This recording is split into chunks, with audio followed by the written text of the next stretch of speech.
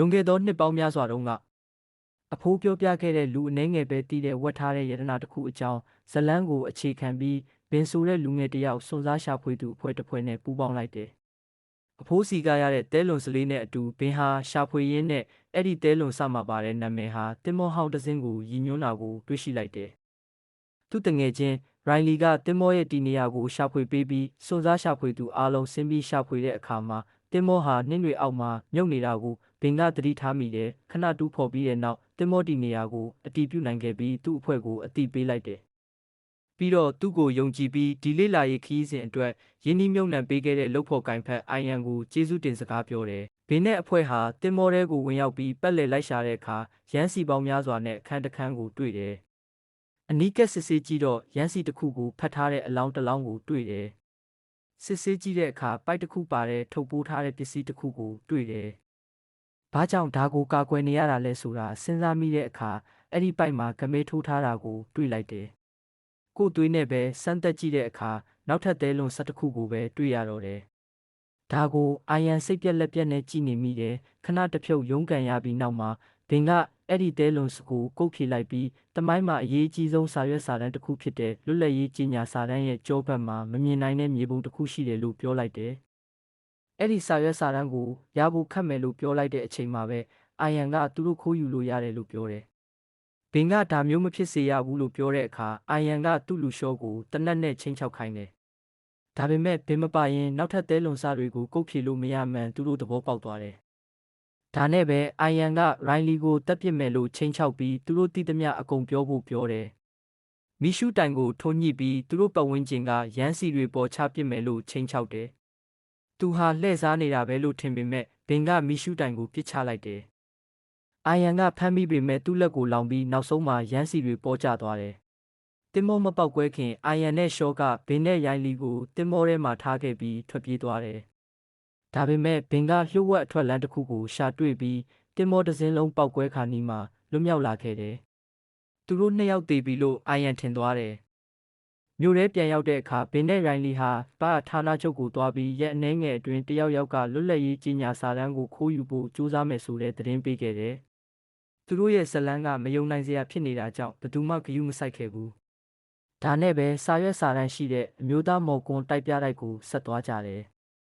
ပြလိုက်ဒရိုက်တာအဘီဂေးကိုတွေ့ပြီးလွတ်လပ်ရေးကြီးညာစာတမ်းရဲ့ကြောဘက်မှာမြေပုံဝတ်ထားတဲ့ဆိုတဲ့အကြောင်းပြောပြတဲ့အခါသူမကသူတို့ဟာလိန်ညာနေတဲ့ပုံမြင်ထွင်နေတယ်လို့ပဲယူဆတယ်။သူမယုံကန်းကနေထွက်လာပြီးစာရွက်စာတမ်းကိုတွားကြည့်တဲ့အခါဘင်ကအဲ့ဒါကိုခိုးယူတော့မယ်လို့ပြောတယ်။ရိုင်လီကမဖြစ်နိုင်ဘူးလို့ပြောပြီးစာကြည့်တိုက်ကိုခေါ်သွားကဒီစာရွက်စာတမ်းရဲ့လုံခြုံရေးအကြောင်းအသေးစိတ်ရှင်းပြတယ်။ဘင်ကသူမစီဓာတုပစ္စည်းလူထားတဲ့လက်ဆောင်တစ်ခုပို့လိုက်ပြီးကုတ်နံပါတ်ရိုက်ပြီးတဲ့အခါသူမရဲ့လက်ပွေတွေကီးပုတ်ပေါ်ကျန်ခဲ့မယ်အစီအစဉ်တွေအဆင်ပြေနေပုံရပေမဲ့အိုင်ယန်လဲလာမဲ့ပွဲတော်ညမှာပြတိုက်ကိုဝင်တိုက်ဖို့သူ့လူတွေကိုပြင်ဆင်နေတယ်။ပွဲတော်ညရောက်တဲ့အခါစာရွက်စာတမ်းကိုထိမ့်သိမ်းရေးအခန်းကိုရွှေ့ပြီးတဲ့နောက်ဘင်ကဝန်ထမ်းတွင်ယူပြီးအဆောက်အုံထဲကိုအောင်မြင်စွာဝင်ရောက်လာတယ်။အဝတ်စားလဲပြီးအဘီဂေးနဲ့တွေ့တဲ့အခါသူမအံ့ဩသွားတယ်။ဘင်ကပြတိုက်ကိုအလူငွေအများကြီးပေးလိုက်လို့လာတာလို့လိန်ပြောပြီးသူမရဲ့ရှမ်ပိန်ခွက်ကိုခိုးယူကာလက်ပွေရယူလိုက်တယ်။ဒီကြားထဲအိုင်ယန်နဲ့သူ့လူတွေလည်းပြတိုက်ကိုရောက်လာပြီးမြေအောက်ဥမင်လိုင်ကောင်းကနေဝင်ရောက်လာတယ်။ခဏအကြာမှာဘင်ကထိမ့်သိမ်းရေးခန်းထဲကိုအောင်မြင်စွာဝင်ရောက်ပြီးစာရွက်စာတမ်းကိုခိုးယူဖို့ကြိုးစားတယ်။ဒါပေမဲ့ရိုင်လီရဲ့ကင်မရာချိတ်ဆက်မှုကိုအိုင်ယန်ရဲ့လူတွေကဖျက်တောက်လိုက်တယ်။ဘင်ကဓာတ်ပုံပေါင်းတစ်ခုလုံးကိုယူပြီးဓာတ်လေကားနဲ့ထွက်လာတဲ့အချိန်မှာပဲအိုင်ယန်နဲ့သူ့လူတွေကဘင်ကိုတွေ့ပြီးသူမတည်ဘူးလို့ထင်ထားတာမို့အံ့ဩသွားတယ်။သူတို့ကပြစ်ခတ်ပေမဲ့စာရွက်စာတမ်းကိုကာကွယ်ထားတဲ့ကြီးကမှန်နဲ့ဘင်ကကာကွယ်လိုက်တယ်။နောက်ဆုံးဓာတ်လေကားထဲဝင်သွားပြီးစာရွက်စာတမ်းကိုဘောင်ကနေဖြုတ်ယူလိုက်တယ်။အပြင်ထွက်တဲ့အခါအဲ့စရင်မှာသူ့နာမည်မပါတာကိုသိသွားတဲ့အဘီဂေးကိုရှောင်ဖို့ကြိုးစားတယ်။ပြတိုက်ထဲကဆိုင်တစ်ဆိုင်မှာပုံနေပေမဲ့စာရွက်စာတမ်းနဲ့ထွက်တော့မဲ့အချိန်မှာဆိုင်ရှင်ကသူဟာရောင်းတင်ထားတဲ့လွတ်လပ်ရေးကြီးညာစာတမ်းပုံတူကိုခိုးယူဖို့ကြိုးစားတယ်လို့ထင်ပြီးပတ်စံပေးဖို့ပြောတယ်။အစ်စ်အမှန်စာရွက်စာတမ်းကိုကင်ထားပေမဲ့ထွက်ခွာဖို့အတွက်ကတ်နဲ့ငွေရှင်းလိုက်ရတယ်။အပြင်ထွက်တဲ့အခါအဘီဂေးကမြင်သွားပြီးရိုင်လီရဲ့ဘင်ကားနောက်ခန်းထဲစာရွက်စာတမ်းကိုထည့်တဲ့အချိန်မှာသူမကလိုက်လာတယ်။ဘာလို့နေတာလဲလို့မေးတဲ့အခါဘင်ကစာရွက်စာတမ်းကိုထုတ်ပြလိုက်တယ်။အဘီဂေးအော်ဟစ်တဲ့အခါဘင်ကပြန်အပ်လိုက်တယ်။ရဲရာရှိကိုလှမ်းအောက်ကောင်းတဲ့အချိန်မှာ အိုင်ယန်ကစာရွက်စာတမ်းကိုမြင်သွားပြီးသူ့လူတွေကိုလိုက်ဖမ်းခိုင်းတယ်။ဘင်ကကာကွယ်ပေးပေမဲ့အပီကေးကိုဖမ်းသွားတယ်။ဒီကြားထဲပြတိုက်မှုတွေကစာရွက်စာတမ်းပျောက်ဆုံးမှုကိုသိသွားပြီးချက်ချင်းပိတ်ဆို့လိုက်ကပတ်ကိုခေါ်လိုက်တယ်။အိုင်ယန်ရဲ့ဘင်ကားထဲမှာအပီကေးကိုစာရွက်စာတမ်းပေးဖို့ပြောပေမဲ့သူမကညင်းတယ်။ရင်မောင်းကကောင်းကောင်းမမောင်းနိုင်တော့ပဲအိုင်ယန်နဲ့သူ့လူတွေထိန်းချုပ်မှုလွတ်သွားတယ်။အပီကေးထွက်ပြေးဖို့ကြိုးစားပေမဲ့တကားမှာချိတ်ဆွဲကြံခဲ့တယ်။ရိုင်လီနဲ့ဘင်ကားနောက်ကလိုက်ပြီးကဲတင်ဖို့ကြိုးစားတယ်။ခဏအကြာမှာအိုင်ယန်ကအပီကေးစီကစာရွက်စာတမ်းကိုရယူလိုက်တယ်။ဘင်ကလည်းအပီကေးကိုကဲတင်ပြီးရိုင်လီရဲ့ဘင်ကားထဲဆွဲတင်လိုက်တယ်။သူမသိမဲ့ဘေးကနေလွတ်သွားတယ်။အိုင်ယန်ကသူ့ဘင်ကားထဲမှာစာရွက်စာတမ်းကိုဖွင့်ကြည့်တဲ့အခါအဲ့ဒါတူမှန်သိသွားတယ်။ဘင်ကသူ့ကိုလှည့်စားလိုက်တာအပီကေးကဘင်ကြောင့်စာရွက်စာတမ်းခိုးခံရပြီးတပားသူလက်ထဲရောက်သွားလို့ငိုကြွေးနေတယ်။ဒါပေမဲ့ဘင်ကစာရွက်စာတမ်းအစ်စ်ကိုထုတ်ပြလိုက်တယ်။သူဟာပုံတူတစ်ခုကိုဝယ်ထားတာအစ်စ်နဲ့ဒုက္ခရောက်မှသိလို့ပဲ။သူလဲအိုင်ယန်မရအောင်ပဲခိုးယူရတာယတနာကိုအသေးတန်ရှာနေလို့ပဲလို့ရှင်းပြတယ်။စာရွက်စာတမ်းရဲ့ကြောဘက်မှာဓာတုပစ္စည်းမျိုးမျိုးစမ်းသပ်ဖို့သူတို့ပြောတဲ့အခါအပီကေးကမလုပ်ခိုင်းဘူးလို့ပြောတယ်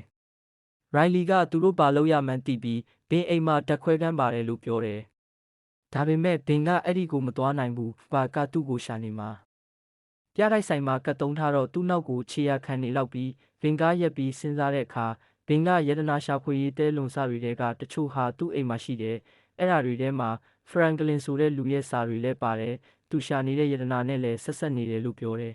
။ဘင်ကအဖေမှာဒီစာတွေရဲ့မိတ္တူရှိတယ်ဆိုတာတတိယပြီးအဖေစီသွားဖို့ဆုံးဖြတ်တယ်။အပီကေးကထွက်ပြေးဖို့ကြိုးစားပေမဲ့ဘင်ကတားလိုက်တယ်။သူမလည်းပင်ရှာနေတဲ့အရာကိုသိကျင်လာလို့အတူလိုက်ဖို့သဘောတူလိုက်တယ်။ဒီကြားထဲမှာအေဂျင့်စာတူစကီးကောင်းဆောင်တဲ့အဖွဲ့ကပင်အိမ်ကိုဝင်ရှာပြီးသူ့အကြောင်းအများကြီးတွေ့တယ်။သူပြောခဲ့တဲ့စာတွေလည်းပါတယ်။ဖဘာအကြီးအကဲကဘင်ရဲ့အသက်ရှင်နေတဲ့မိသားစုဝင်တွေအကြောင်းစုံစမ်းဖို့အမိန့်ပေးတယ်။ခဏအကြာမှာဘင်ကအဖေပတ်ထရစ်အိမ်ကိုရောက်သွားတယ်။တားဖြစ်သူရတနာအတွက်လာတာမဟုတ်ဘူးလို့မျှော်လင့်ပေမဲ့ဘင်ကစာတွေအကြောင်းလာမေးတဲ့အခါပတ်ထရစ်စိတ်ဆိုးသွားတယ်။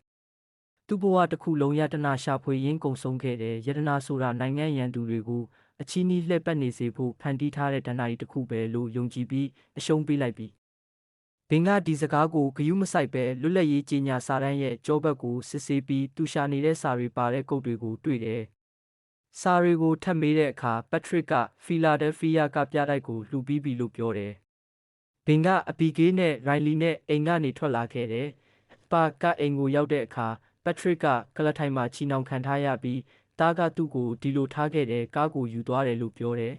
။စာဒူစကီးကကားနောက်ခြေရာခံဖို့အမိန့်ပေးတယ်။အိုင်ယန်လည်းတင်မောဘော်ကပိုက်ထဲကရတဲ့တဲလွန်စာကစာရီနဲ့ဆက်ဆက်နေတယ်ဆိုတာသိသွားပြီးဖီလာဒဲလ်ဖီးယားကိုသွားတယ်။ရိုင်လီကကောင်လေးတစ်ယောက်ကိုငှားပြီးကုတ်ဖြေခိုင်းတယ်